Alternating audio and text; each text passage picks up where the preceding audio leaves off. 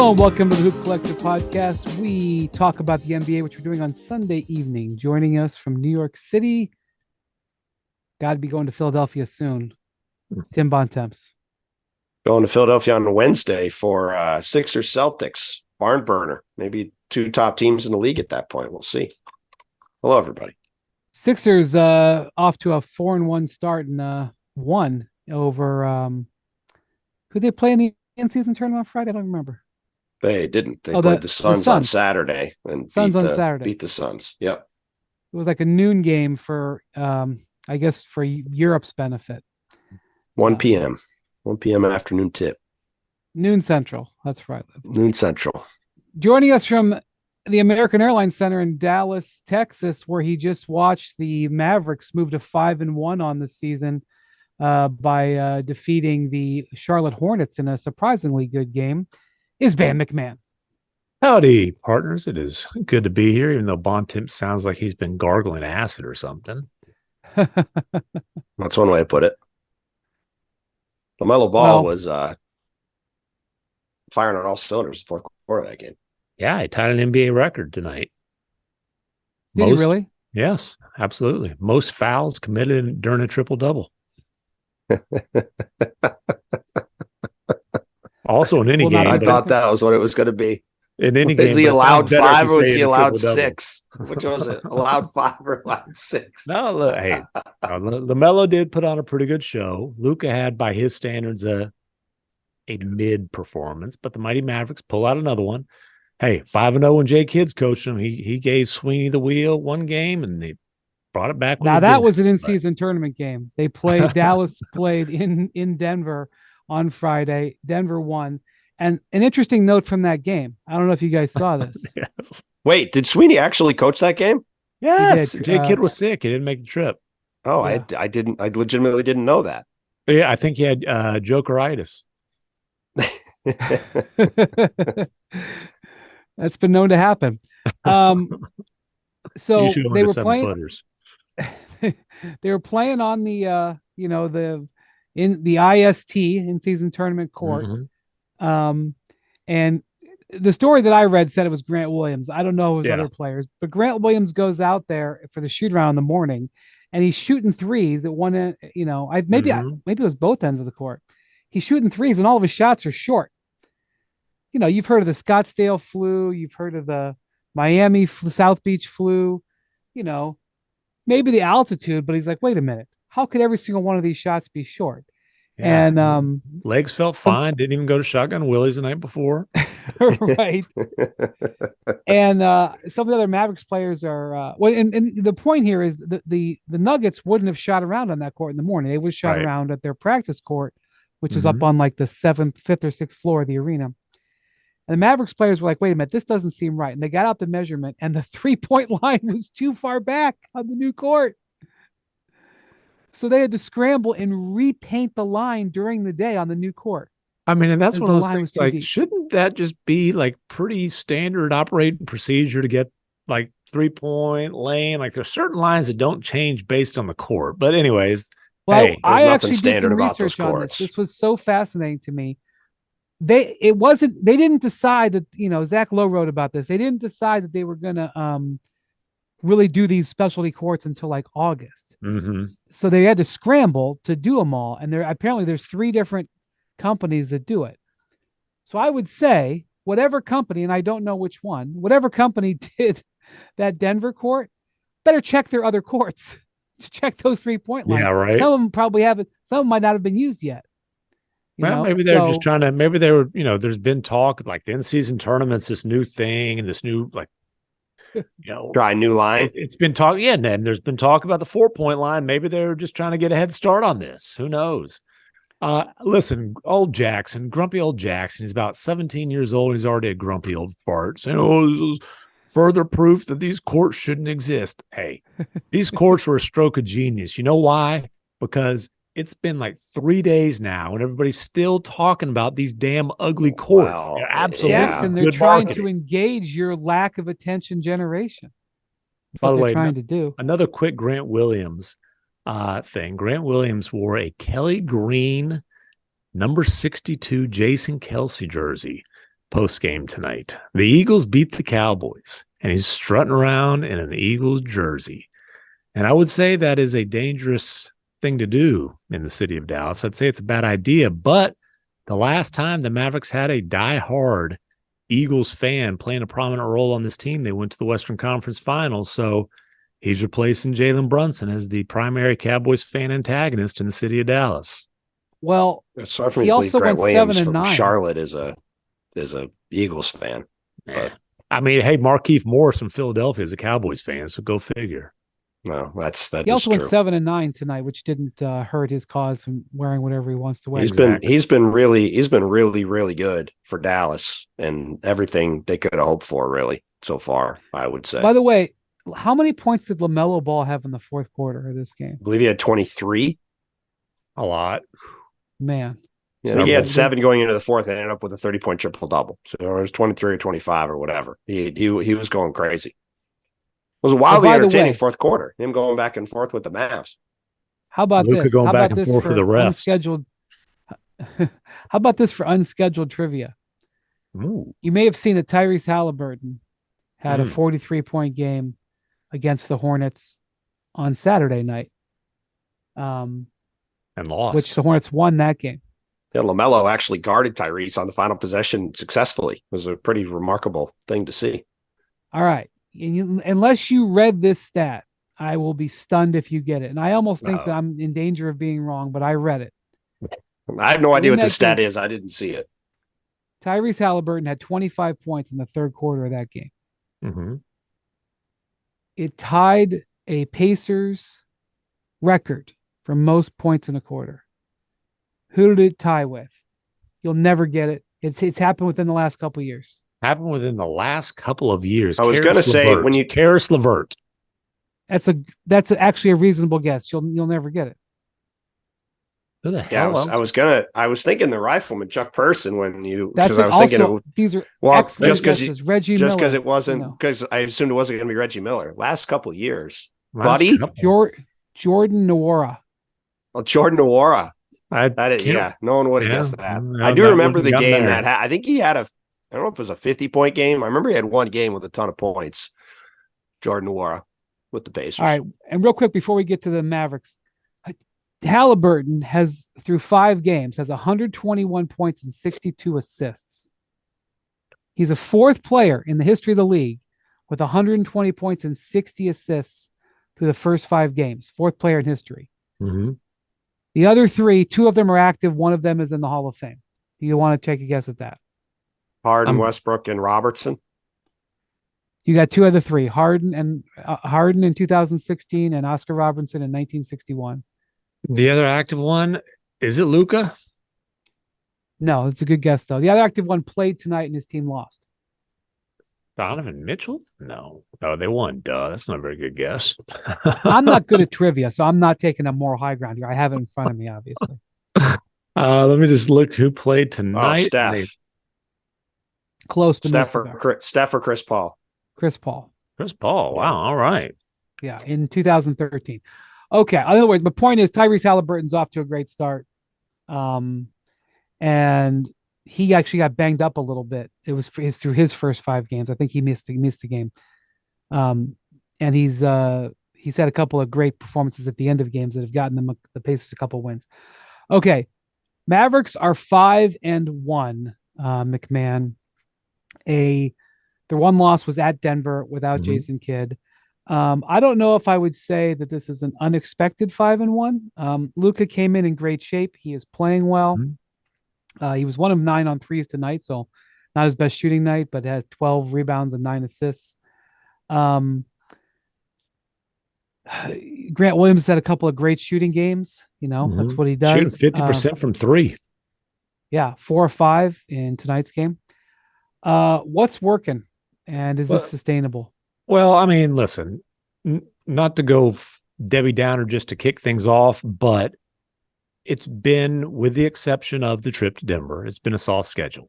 Having said that, part of that soft schedule was opening up in San Antonio, which, went to Phoenix and won a couple of games there. But you mentioned Luka came in great shape. The first 3 games, Luka just played MVP basketball. And like the shot we talked about, the crazy shot that he hit to cap that 49-point performance against the Nets, a couple 30-something point triple doubles. Grant Williams has been really, really good. I think the most encouraging thing about this 6 games, the 5-1 start for the Mavericks, though, has been Derek Lively II. It looks like a guy who's going to be a stud for a long time. Now, are there going to be times he looks like a teenager starting at center? Sure, such as when they go to Denver. But, again, tonight, 15 points, 14 rebounds. He's in there to, for most of crunch time, except for when they went to, getting the free throw shooters on the floor. He's 7'1", 240, athletic as hell. I mean, the potential with him as a role man for Luka is almost literally through the roof. And the thing about Lively is everybody you talk to about him is like, man, he wants to be great. He's a smart kid. He works his butt off. He wants to learn. Again, I have my doubts about being able to really be a threat with a teenager starting at center, but this kid has far exceeded expectations. The thing is, like, even after Summer League, people around here were talking about him as a project. And then as you got closer to training camp, you heard a lot of, man, this kid's really made some major strides. He stayed in Dallas the whole summer. It's kind of a surprise they were starting him, right? And then and they didn't even start him the opener. And J-Kid, they started him all through preseason. J-Kid didn't want to put too much pressure on him in the opener, so he came off the bench. But that's the night he came off the bench and was the best rookie in a game that was Victor Wembanyama's NBA debut. He had I think 16 and 10 that night. And again, he's been very good. He's got the potential to be, like a real impact kind of traditional modern center. By that I mean, that rim runner, rim protector. And like I said, if you're looking at what are the brightest spots of the Mavericks 5-1 start, like you expect Luka to play like an MVP type of dude.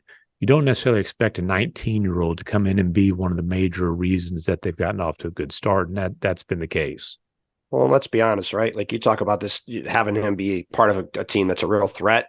The Mavs at this point, like if they make the playoffs this year, that's a significant step forward, right? Mm-hmm. And like even watching him tonight, I got a chance to watch a decent amount of that game. Reminded me a lot of seeing James Harden with a young Clint Capella early on, right? A guy, perfect lob threat. Like you already see Luka finding him all over the place.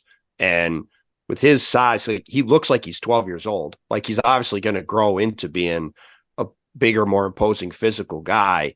And he's already getting himself in the right spots, making heady plays, moving around in space, really building a connection with Luka already on the pick and roll. I mean, it's impressive to see. Yeah, he let's see, only 1 assist tonight, but like against the Bulls, he had 6 assists, and a lot of those were off the short roll. So even making some reads that you don't necessarily expect to see out of a one and done who didn't play a lot at Duke. Luka and Kyrie combined for 19 assists tonight. The Mavericks had 7 guys in double figures. That was not what we were seeing last year after the trade. Yeah. Jaden Hardy is giving them some real punch off the bench, and he can come in and just be, play off one of these all-star ball handlers and just come in and be super aggressive. But look, the Mavericks, I think they're going to be an elite offensive team all year long as they're getting Kyrie and Luke on the floor most of the time. That's like, duh. They're not a good defensive team. They're still not a good defensive team. They're winning because they're awesome offensively. And I think it's ultimately it will be tough to be much more than a team that gets into the playoffs if you're not at least decent defensively. They've got a ways to go to get decent defensively. Like they gave up 72 points in the paint tonight. Now, I don't think you can put that on the 7-foot teenage kid. Like there's still a whole lot of blow-bys. And I think that puts that puts a ceiling that's not real high on this team. Big picture for this season, I think that what you're hoping, obviously, is that Luka goes in the summer feeling like, hey, this team made a significant bounce back, is back heading in the right direction. I think the best thing that can happen is if Luka goes in the summer thinking, dude, Lively's got a chance to be exactly the kind of big that I want to play with and to be that guy very soon. Luka asked them to get him a veteran big this summer. They had discussions for DeAndre Ayton. They had discussions for Clint Capella. Obviously, neither of those deals happened. That might be a blessing because Lively's not playing 30-something minutes per game if they go out and get one of those guys who have a big salary. So, again, we'll see how it goes, but certainly got to feel good about 5-1, given some of the bad mojo that had been swirling around this team for the last basically year. Well, and obviously, if you've got Luka and Kyrie, your defense is probably not going to be great, but you at least have the bones of something potentially sustainable around them with the two of them, and then Josh Green and Grant Williams, and then Lively on the back line. Like those three guys around them, guys who can hit spot up threes with a roll big. That's at least a lineup you can look at and say those guys are young. They can grow with them. There's some defensive potential around them. Guys that are good fits with how they want to play stylistically. There's at least a path there to where you could say to Luka, hey, look, this is a group we can grow with going forward. We can find some more stuff to put with it. There's stuff to build on there, as opposed to the end of last season when you were looking at it going, man, what is the path here that's going to be viable? There's at least now you can look at it and start to see the beginnings of, hey, like here's a young, interesting team that you can grow with for a while. Yeah, and there's times where they'll throw out an all 24 and under team. Like Grant Williams, you think of as a vet, he's 24 years old. They've had this lineup out there of Luka, Jaden Hardy, second-year guy, Josh Green, Grant Williams, and Derek Lively. So they've at least got a young core of guys who are contributing now, and obviously, the arrow should be pointed up with all those guys. I think Grant Williams kind of is what he is at this point, but what he is a really solid role player, and the rest of those guys have a chance, I think, aside from Luka, the other three role players have a chance, I think, to get significantly better. I'm not going to sit here and tell you I think Luka's going to get a whole lot better. He's already one of the top, whatever. We can argue the number of 5 or 6 players in the league. Well, I wasn't foreseeing this kind of start for them, especially considering they had 3 new starters off it. I guess they had to improve the team at some way. But by the way, speaking of DeAndre Ayton, he came into tonight second in the NBA in rebounding for the Blazers, who are a few minutes away from going 4-3 and sending the Grizzlies 0-7. I don't know if I just jinxed them. 0-8, I believe, right? I think 0-7. Maybe it's 0-8. Listen, DeAndre Ayton better be a hell of an offensive rebounder because that's the only way we can get the ball. But he's never averaged more than 7 rebounds a game in his career. No, that's false. What are you looking at? I'm sorry. I screwed that up. I was going to say that's definitely not. He's been a double-figure rebounder. Sorry, I don't know why I was confused. Anyway, this has been his best, 2 weeks in, but he's been his best rebounding season. His rebounding has jumped. Hey, we'll hit on the Suns later. They've got pretty significant concerns in a variety. Let's talk about it right now. Okay, let's talk about it right now. They've got a concern at center. The Suns didn't make our list of underachieving teams or surprisingly bad teams that we did in the last pod. Because they hadn't lost yet. Well, they were 2-2. They were 2-2. I meant they hadn't lost that night yet. We did it that afternoon. So they are 3-4 now. They beat Detroit today in the Monty Williams. Wasn't really a return game because they were in Detroit. Durant had 41 points. The asterisk on them is Bradley Beal hasn't played yet. I know you saw him, Bontemps, work out before the game the other day in Philly.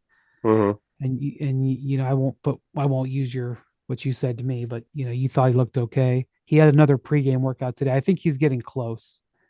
Yeah, I think the hope is he'll be back sometime soon. But I wouldn't put an asterisk on it because this is the thing we have talked. I absolutely would. Well, you can't, because this is the thing that's been talked about with this team since they made these moves. They have acquired three players. They had Devin Booker. They acquired Kevin Durant. They now acquired Bradley Beal. All three guys get hurt all the time. It should not be a surprise that we're 2 weeks into the season and two of them are hurt. Like, this is what has happened now for years with all of them. So this is not a, oh man, Mikal Bridges is hurt situation. Like, these guys are always hurt. So, maybe they'll all be healthy in 2 weeks and they'll play the rest of the year and they'll have no issues and they'll all play 65 games or more. Okay, it's fine. I'm just saying, like, if you are evaluating the Suns after 7 games and Beal's played none of them, by the way, their next game is at Chicago on Wednesday. Maybe Beal's ready for that. Maybe he's not there. Frank Vogel is not giving a timetable. Beal's played none of the 7. Booker's played 2 of the 7, and he's had 3 different injuries now. He had a toe injury in the preseason that cost him time. He came back and played the opener at Golden State, where he and the Warriors looked very good. He hurt his ankle in that game. Missed some. What'd you just mumble? He and the Suns, not he and the Warriors. Go on. I'm always doing that. I'm showing my age all the time with these mistakes. That's okay. Let's being honest. There's a point of honesty here. Anyway, then he hurt his ankle in that game, missed a few games, came back against, I believe it was the second game against the Spurs. Second game against the Spurs, and had a great game in that game, despite the fact that they lost, and had his little chit chat with Sohan that Sohan pointed out on Twitter after the game. Show the rest, they lost. But when Booker's played, it's only 2 games. The dude's been awesome. 31.5 points, 10.5 assists, 7.5 rebounds. But it's, to your point, he's had more injuries than games played so far. So he popped up on the injury report over the weekend with a calf strain. Frank Vogel said today that he had an MRI which showed the strain, and he's out, indefinitely. We don't know, not putting but calf strains aren't day to day. They're more. Well, I'm more worried that he's got toe, ankle, and calf. He's got leg injuries that are maybe compounding on each other. And it's toe. They're different ankle, legs. Right. The toe and ankle's on the left foot. The calf's on the right foot. Calves on the low end are like 10 days. Obviously, they can be nagging type of injuries. Beal's been out with back spasms the whole time. But when they went out and got Beal, Bontemps, the urine-soaked wet blanket, doesn't, just because he smells bad doesn't mean he's wrong. He'd been talking about. Well, he's biding his time. He's ready to unload. So let's get out of his way. Go ahead. Go have at it, Bontemps. I mean, there's nothing to unload about. I said it before. You can't put an asterisk on them being 3 and 4 because of injuries, because you have to expect them to have injuries. The bigger issue is Yusuf Nurkic is not good. Two of their stars for 5 games, and one of their stars for they've been both out for 5 games, and the other 2 they had Beal out. Yes, but the other concern here is the oldest of their stars and the one with the scariest injury history is having to play 36 minutes a game and super high usage, heavy burden minutes, because his co-stars aren't on the floor. And while they did a nice job filling out the roster, it's like they've got a 1A, a 1B, a 2, and then a bunch of 7th, 8th, 9th men. I'm saying they are not good enough to with their rest of their team, or do they not have good enough chemistry at this point to withstand 2 of the guys out? For sure. That's all. And no one's arguing Bontemps, that, but if the 2 of the guys both miss 50 games, then I agree. But go find me any team with 3 stars and 2 of them miss 50 games. They've all missed 30 games a year for years. I don't understand what we're doing here. We're acting like we should just set aside that they're hurt all the time and say, well, they haven't been healthy. We have to wait.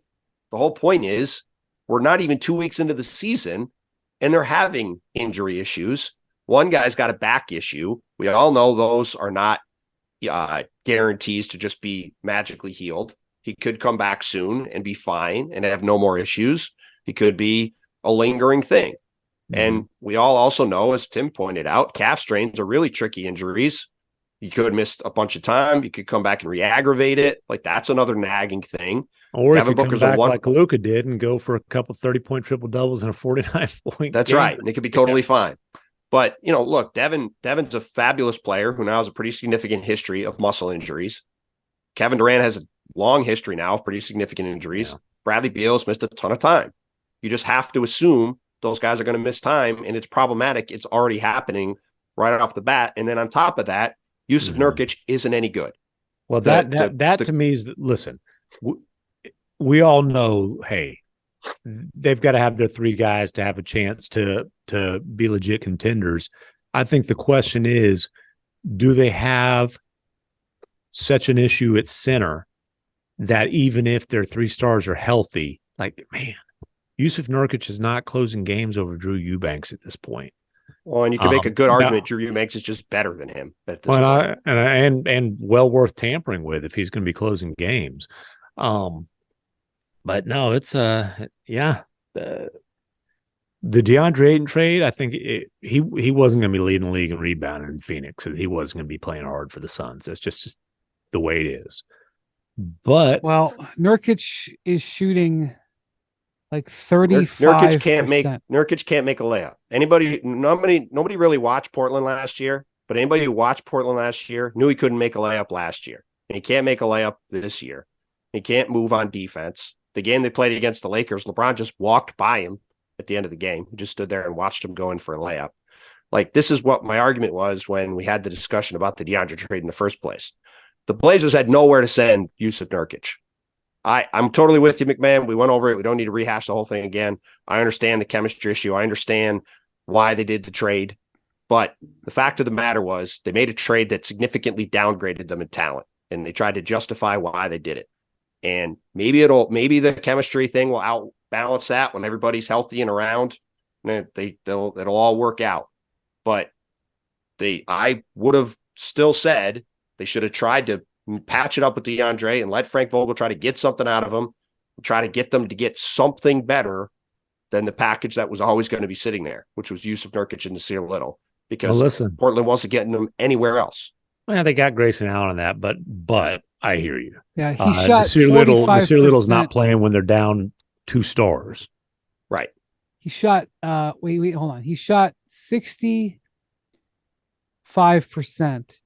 in the restricted area last year. And he shot 45%, basically 3 to 10 feet.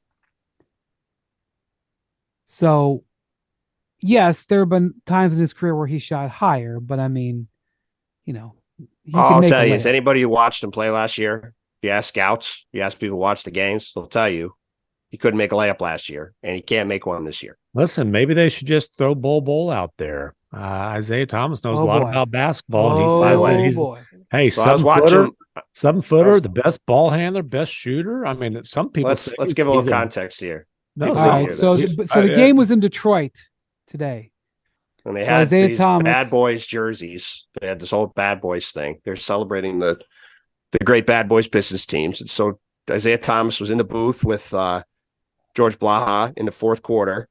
Legendary Pistons announcer. And then they start talking towards the end of the game with Bol's in the game about Bol. And he says this, quote, "You're talking about somebody who is talented, extremely talented, and you're talking about the unicorns. We just saw Wembanyama the other night. His skill level is just as good, and I think when this young man gets a chance out on the floor, he's going to be something special in this league also." Listen, I am tired of hearing people say that Bol is like Victor Wembanyama. It is how many years has he been in the league? Shaq said it the other night. How many years has he been in the league? Like, if he was that good, we know it by now. It's ridiculous. It's ridiculously Shaq said something like they have a similar skill set, but Wembanyama is more consistent. That's something. But listen, Shaq said something like that. And you know what? Like, here's the concerning thing: if you're a Suns fan. When Isaiah Thomas comes to Phoenix, where's he sitting? Who's he buddies with? Who's he buddies with? The owner. He's buddies with the owner. They've got to find a way to get in Ishbia's phone and block that number. So I have spoken to Matt. Like, if Bol was playing, he'd be blocking everything. That's how they got to block that number in Ishbia's phone.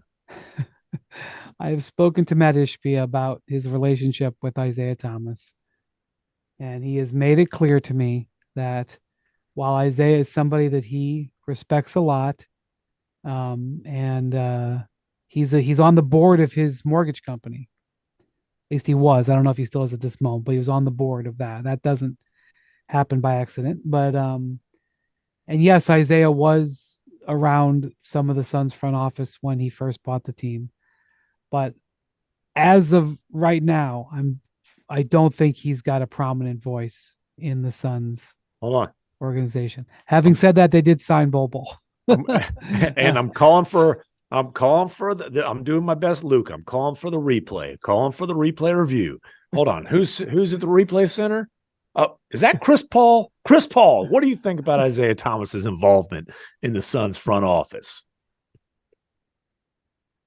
Well, I'm just asked. It was insane to hear Bol Bol compared to Victor Wembanyama. And yeah, but I'm tired of hearing it. Here's the thing. Isaiah Thomas. Bol Bol was cast aside by the Denver Nuggets and the Boston Celtics, the two best teams in the league. Perhaps.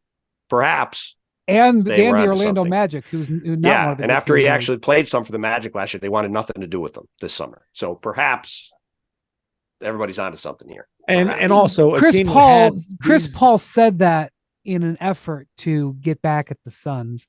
I feel pretty good that Isaiah Thomas did not have a significant role in Chris Paul getting traded for Bradley. Oh yeah. I'm just saying. Yeah, I know. He feels a different way. Chris doesn't always believe what he says.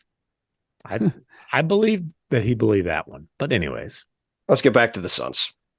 To the Suns. And that was an interesting little side action tonight. Yeah, the Suns though have two major concerns. One,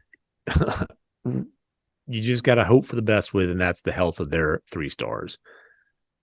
I don't know how they address the concern they have at center, because they kind of already did. And you could argue it created a bigger concern.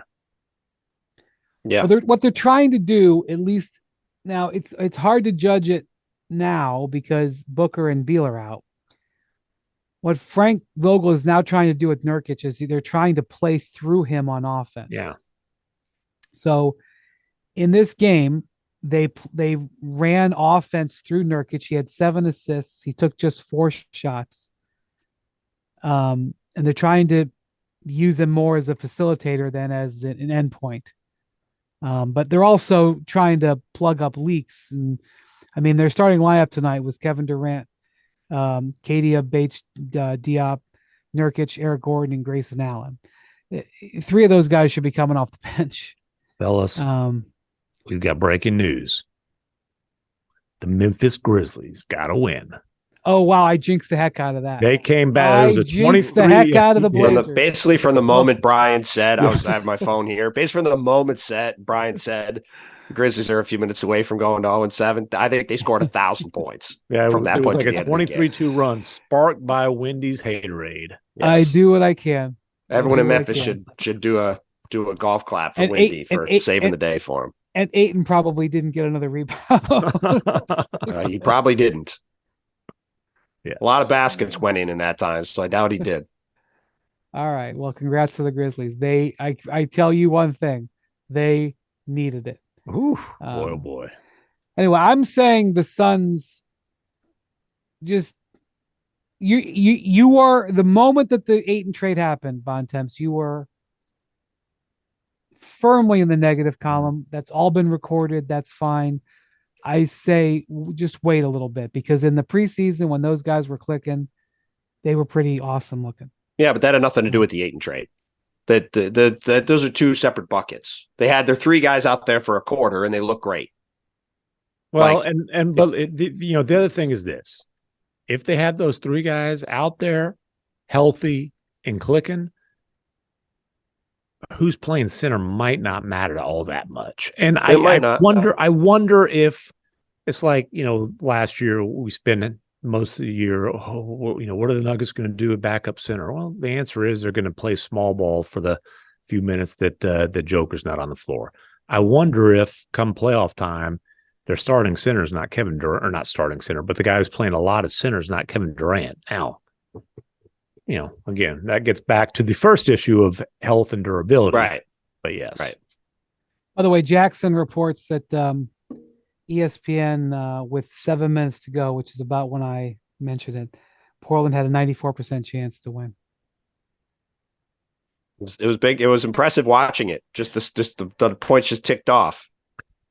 Before we move on from this Detroit Phoenix game, I just want to say so. I was talking to a scout who was watching the Pistons within the last few days, and he told me that Cade Cunningham is the best guard on the Pistons roster. That's not breaking news. And that Marcus Sasser, who's their first round pick out of Houston, they picked him with the 25th pick. Mm-hmm. He said he's their second best guard. It's interesting. Does Asar Thompson is a forward? Yeah. Marcus Sasser's been good. It would be great if Monty Williams would start him and take Killian Hayes and punt him to the moon because he stinks. Oh God! Instead, he's Killian Hayes hate. It's not hate. He's objectively one of the worst players in basketball, and he's starting over a lottery pick and over Marcus Sasser, also, who's also good. The last time, I don't think Jaden Ivey didn't play in this game because he was sick. He did not play. He's been coming off. I don't think bench. Jaden Ivey is real thrilled that he's not starting.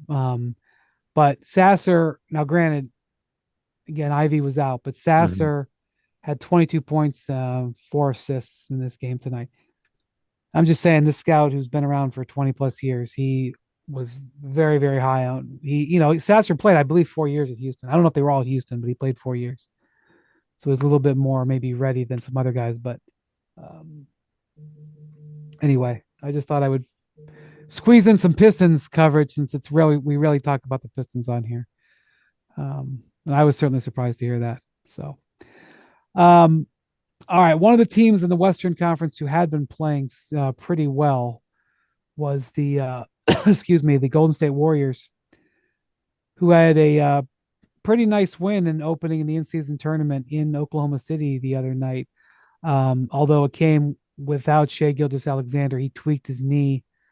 But Steph hit a runner at the buzzer, which Draymond hit the rim and somehow it wasn't goaltending. I'm still not exactly sure why it wasn't goaltending, but whatever, it went in, and that was a nice win for them.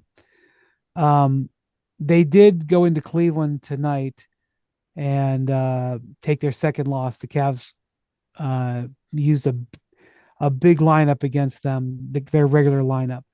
And look, it was a road game in Cleveland on a Sunday night. I'm not going to freak out about the Warriors dropping it, but this particular game that they played tonight was an indication of the worry that you have with the Warriors, which is, my gosh, are they small?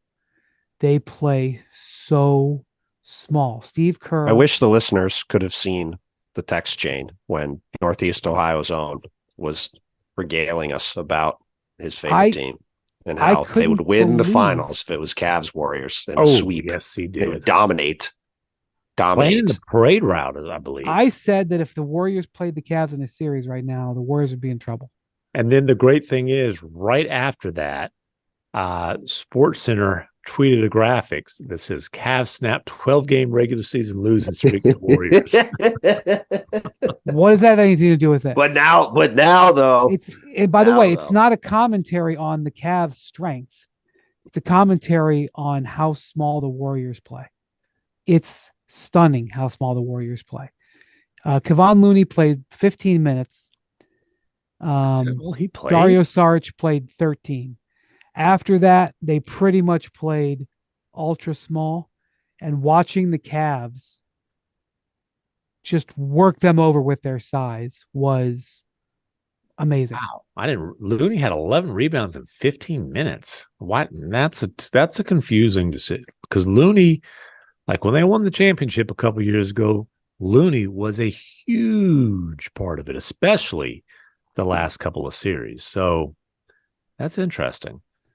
Chris Paul can't hit a shot right now. He had been awesome as far as facilitating.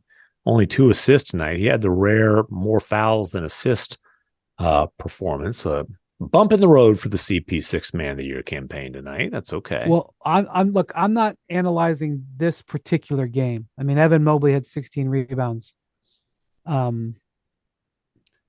They brought Tristan Thompson into the game, and he played like 5 or 6 minutes in the first half, and I think he had 5 rebounds in 5 minutes.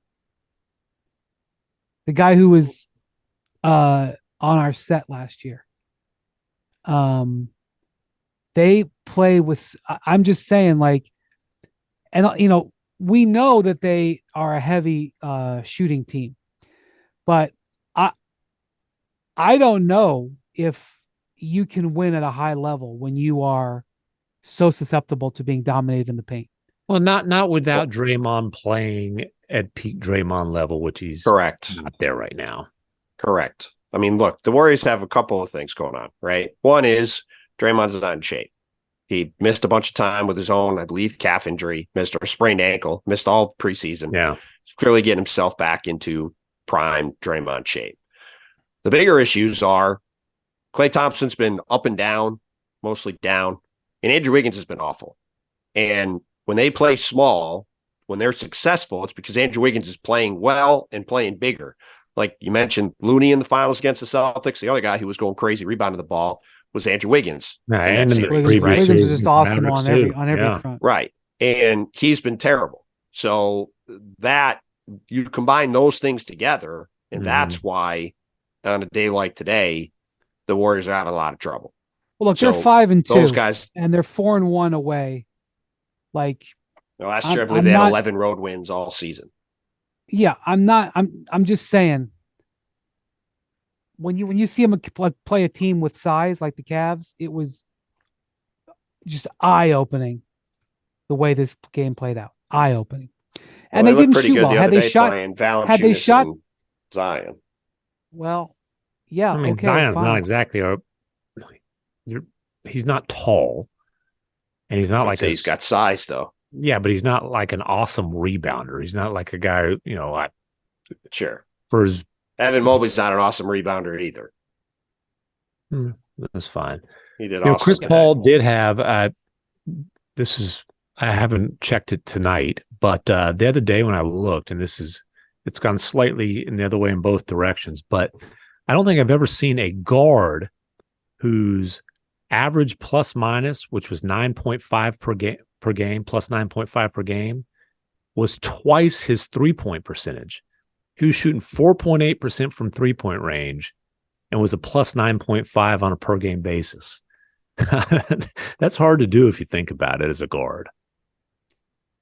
You know what? One of the most interesting stats, of the whole NBA season, I'm taking a big detour here. What's this? What's that? The Lakers, when LeBron is on the court, this is following their loss at Orlando on Saturday. He was on the court a lot in that game too. I think he paid 36. But how's this for your plans to reduce LeBron's minutes? When LeBron's on the court, the Lakers are plus 47. When he's off the court, they're minus 70. Yeah, perhaps they didn't have the greatest offseason in the history of the universe. So the issue there is if you reduce LeBron's minutes, you're really going to be lightening his workload because you're probably not get to go home in April. I say that. Yay. I say that, but they were a 7 seed last year and got to the West Finals, so who knows? Well, look, I think a Laker fan would say that they're missing like 3 or 4 key players, but it's nonetheless. I mean, the thing about it is Anthony Davis is actually putting up some spectacular numbers. He's putting up 26, 13, and he's leading the league in blocks per game so far. He's also leading the league in minutes played. He's been truly really good on defense in particular.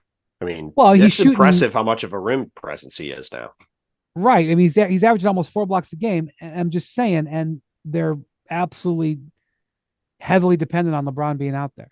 Well, and so let's be honest, a part of that is because the guy who we thought was going to be their third best player has gotten off to a poor start. And terrible. Like Austin Reeves, I'm not saying I don't think the guy is going to have a good season. But he's stunk it up so far this season. By the way, really low-key, pretty intriguing game. I mean, never say low-key with the Lakers involved, but Lakers Heat, two teams off to a bit of a scuffle of a start. Heat are 2-4. That's an interesting game Monday night in Miami. Very interesting game. Yeah, well, I'm not really forming an opinion on just about anything yet. I would just say worried about that small lineup for the Warriors, worried about that number on the Lakers with LeBron. Those are two things that because you're talking about, we're talking about them going small with Draymond and Wiggins as the two bigs. There's times where they play Gary Payton II out there at one of the forward spots. And he does his thing where he comes flying in from the corner and, then we'll stretch the floor and spot up out there. I mean, he makes plays, but loose balls, I don't know. I'm just saying, when the Warriors have Chris Paul out there, yes, and have Draymond at center, it's a big lift that you're asking them. And you're in this particular small. game, it really came out. Yeah, and small before, Steph was the smallest guy on the floor. Now, if you're playing small with Chris Paul, you've got a short 38-year-old guy out there. And they're the death lineup, you could call it small, but you had a 7-footer out there, right? Kevin Durant. You had Iguodala, who certainly was an athletic and physical player. So yeah, it's a little bit different than when they've gone small in the past. And before we move on, Donovan Mitchell's off to a pretty terrific start to this season. He came into tonight averaging 33. He had 31 in this game tonight. He's shooting the ball, as well as he ever has. He came in shooting 53% from the field. And he was an 11 of 19 in this game. He's also, to this point, been pretty effective and pretty aggressive playing perimeter defense. The Cavs defense has not been good this season. They came into this game, I think, ranked 17th or something like that. They're obviously first last year, but Donovan has not been necessarily the guilty party there. He's played pretty well. So I will also recognize that while the Cavs are scuffling a little bit because they've had some injury issues, they're going to be just fine now that they're healthy. Yeah. Donovan is putting up, really impressive numbers to this point. Okay. Also putting up impressive numbers, Victor Wembanyama, who had an explosive performance, 38 points Thursday night, shortly after we recorded our last podcast. Wasn't as good today. They lost today. They blew a big lead and lost at home to Toronto. And he was not as much of a factor down the stretch of the game as you'd like to see him. But he entered the weekend like fourth in the league in points in the clutch. I don't think he improved that number in this game. But he is, so there was a game, I went back and looked it up. LeBron's rookie year, he had a game against the Nets. The Nets at the time were the two-time defending Eastern Conference champs. They were loaded. Jason Kidd, our Richard Jefferson, Kerry Kittles. Can't remember who else was on that team, but they played this game against the Nets. It was probably about March 25th. The Nets were a top 3 team. Richard Jefferson had like 35 in that game. They played, playing pretty good. The Cavs were, like in 10th place, and LeBron put up 41 that night. I think he had 41 points and 13 assists, maybe 6 or 7 rebounds, and just was dominant down the stretch of the game. at age 19. And it was like the first time you saw him really flex his muscles, totally control the game, dominate a really good team down the stretch, and just put up one of those jaw-dropping performances. And it came in about his 65th game. That's what Victor did against the Suns on Friday night when he put up 38 with 10 rebounds. And scored 10 points in like the last 4 minutes. Right. I mean, just took the game that's over. That's kind of what LeBron did in that game. I don't remember that. Yeah, and he took it over when Booker was cooking. In his 5th game. Yeah. On the road. That's LeBron game was in Cleveland. On the road against a team that they had just beaten, and the Suns wanted to get back. Booker was playing and playing well. And actually, his finish got a lot of attention, but I'm going to point out the start. They started the game 9-0. Victor, I think, had 2 or 3 of those baskets, and they knew they were going to be facing a little bit of an onslaught. And Victor came out and set the tone at the start, and then finished it as well. It was an extremely impressive moment, and just continues to verify. I'm just saying he did in his 5th game what LeBron did in his 65th game. I compared those 2 games. And it was extremely impressive, guys. Well, and he had 38 and scored all over the floor. And Bontemps, you said in one of our recent pods, basically like the 3-point shooting with Victor is something to really keep an eye on in terms of what's his ceiling going to be. And he had a great 3-point shooting night that night. I mean, I joked about him going 0 for 42 on pull-ups in pregame, but he hit one. Going full speed up the left wing, pulled up, boom, hit another one. A 7'4" guy as the pick and roll ball handler pulling up into a 3, and just crazy stuff. Man, this guy's touch and feel and just ability to create around the rim is insane. Like the skill, there was one where he spun baseline, goes around the rim, wraps up. What's that Street Fighter character's name? DeHaslam or whatever. Like he has that DeHaslam arm, just wraps all the way around the rim, left-handed, and finishes with touch on the other side. Like 7'4" guys don't move like that. They don't have that kind of feel, and they don't have that kind of touch. It's insane some of the ways this guy finishes when he's not like sometimes he's just going to be able to jump and dunk. But when he's not, some of the finishes are ridiculous. The other thing is Devin Vassell, who's their top scorer. He got hurt in the first half of that game and wasn't available for the second half. Also wasn't available tonight. And who started in that spot today? I can look it up. Malachi Branham. Malachi Branham did? I thought it was Trey Jones. Yeah. So that St. Vincent St. Mary High School. I don't know if you've ever heard of it. I do. I have heard of it, and he did start. Trey Jones played a ton of minutes.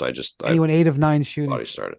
So the Trey Jones thing is very interesting to me because I don't think there's any question that if this season was just about, hey, let's win as many games as possible and see if we can make the playoffs, that Trey Jones would be their starting point guard. No question. They're going with the Sohan experiment. Again, I get the logic. But man, I was just looking at numbers. They have one guy on their team that has a positive net rating. It's Trey Jones, and it's plus 10.8. Small sample size and all that, but it's 162 minutes. And then just if we're talking about how can you maximize Vic, again, small sample size, it's 75 minutes. The Spurs are plus 32.8 per 100 possessions with those 2 guys on the floor in those 75 minutes. Yeah, I mean, having a point guard for him makes a lot of sense. Yeah, and so I'm curious to see if they stick with the Sohan at starting point guard experiment, or if there comes a point in the season where they go to Trey Jones there.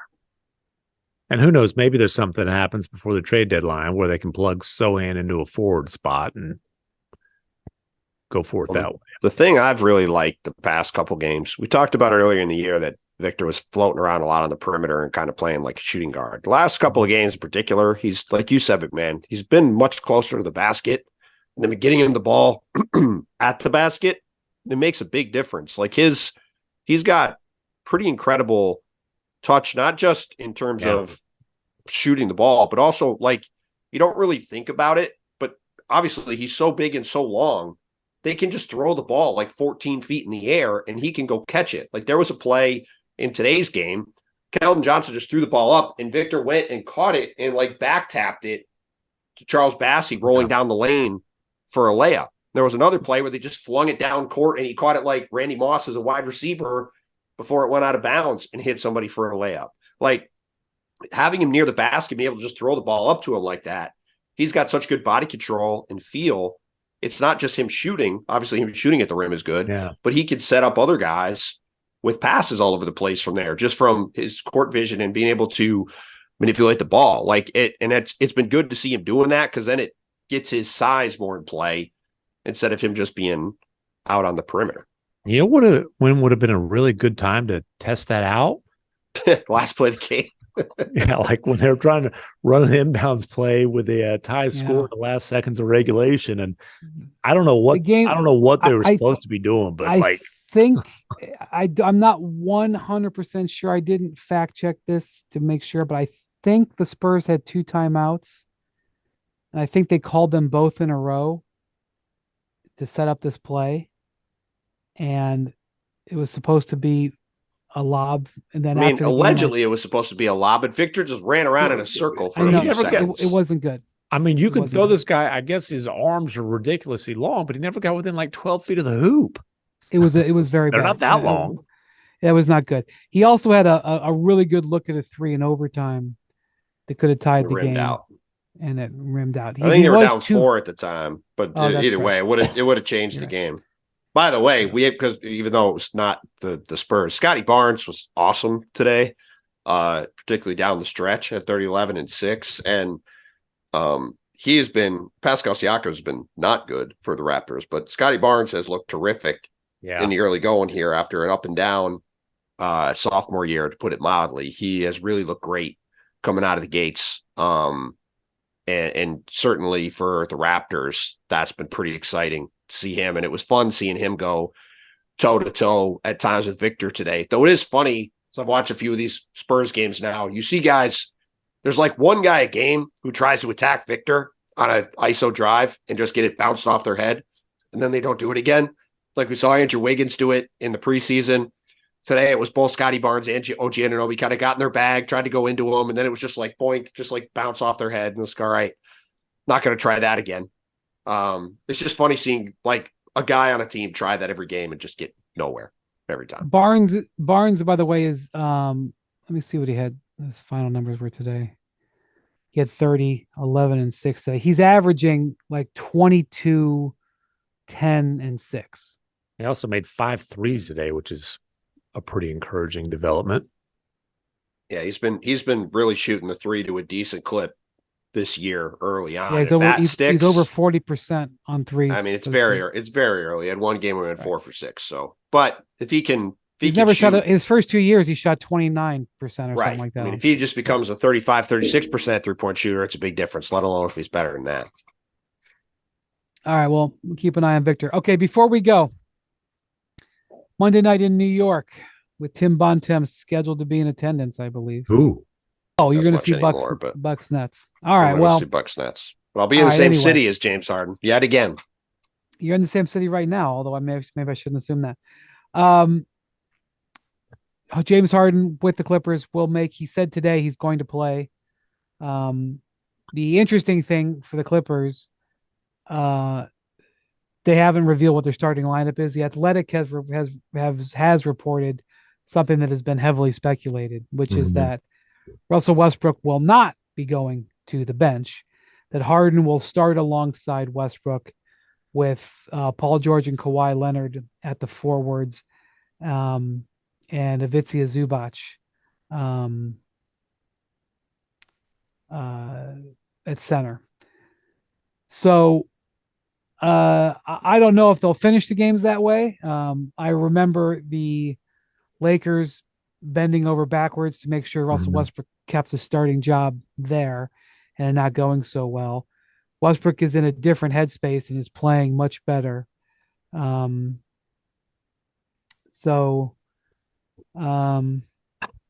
not surprised that they're going to go this way, at least to start, but I don't know about this decision. It doesn't make sense except for we're not the ones who have to manage the locker room, right? Like it's just you have to understand the human element that goes into things that should be obvious basketball decisions, right?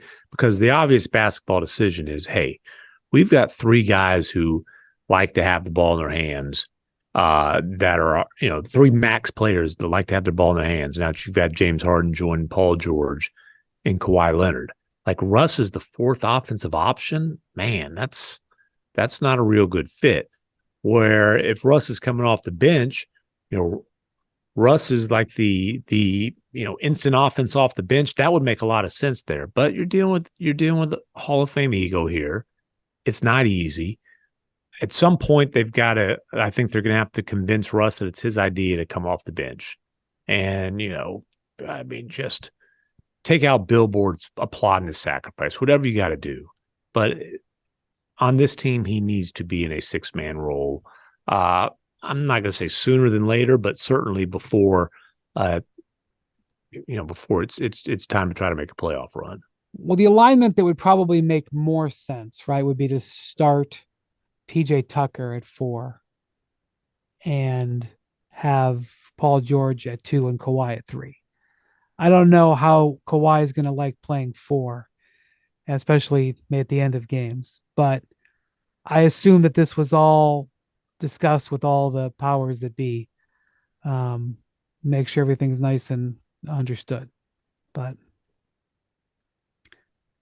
yeah, I think more than anything, I just think that it's a balance issue. Yeah. So look, I didn't think Westbrook was going to work out there, so I don't know. Maybe I've lost my privileges to criticize it. Well, but let's really look at it though. He didn't work out when it was him and the two stars playing together. It was not going well. It worked better when it was him without one of them or both of them, because then he could have the ball in his hands all the time. That's why it makes sense to have him in a 6-man roll off the bench where he can have the ball in his hands all the time. And then where his deficiencies are not killing you in the critical moments of the games. And look, whatever reason they're trying this now, if this is the lineup that they're going with when they go to the playoffs, they're going to have the same kind of Clipper ending they've always had before. Maybe at some point there will be a change and he'll go to the bench and he'll buy into it. And maybe they have to do this first to see if they can make it work, whatever. But I would say this is a bad sign for the Clippers ultimately getting where they want to go, because I would have thought after all of the time that there's been building up to this trade happening, which is not like it's a surprise. It's been talked about for 5 months now.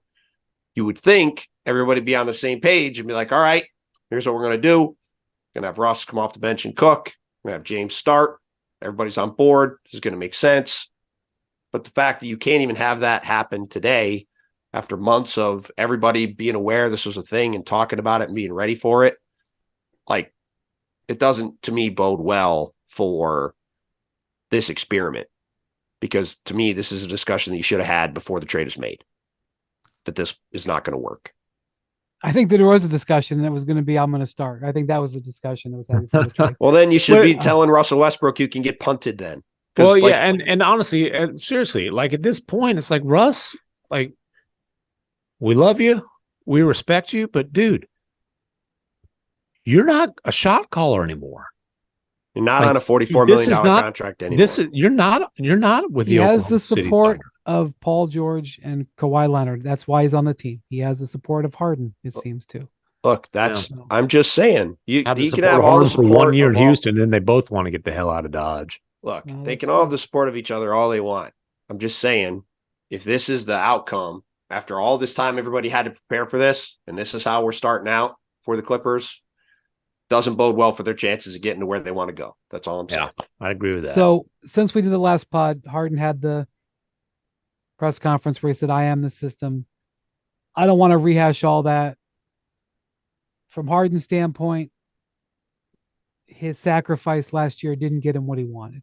Listen, that reminds me of like when Wendy says in the group chat, I am not a podcaster. I am the podcast.